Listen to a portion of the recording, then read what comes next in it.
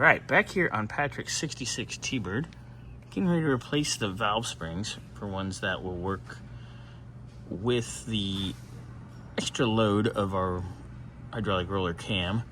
So I do have my valve spring micrometer. So we are at 1/865. Comp wants 1/900-ish. 1/865 will be just fine because we're not going to coil bind, and it's not enough change in seat pressure to really change anything. I'm kind of glad we don't have to shim anything, honestly. So that's just intake on number 1. We will do that on every single one. And I also had to make an adapter here for my valve spring compressor. It goes in the in the rocker arm mounting holes. Works in all of them. It's 3/8 course, 3/8 fine.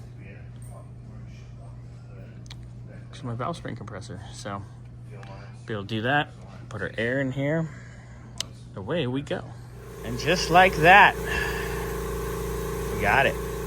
Thank you, Bernsey, for the assist. Yeah. All right. Number 1 exhaust, 1/865, just like the intake. And I show Bernsey how to do it now. It's pretty cool. Never seen that done before. Learning stuff. So we're gonna go ahead, put the new valve seal on, toss the spring in there, and we'll be done with cylinder 1.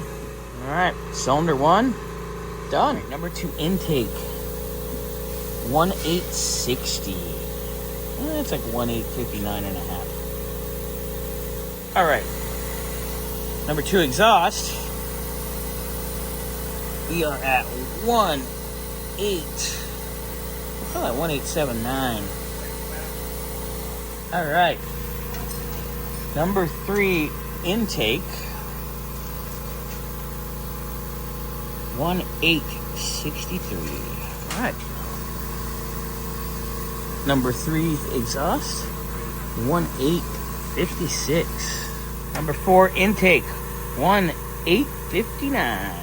All right, cylinder 4 exhaust, 1/860. All right, springs, locks, and retainers, all done on cylinders 1 through 4.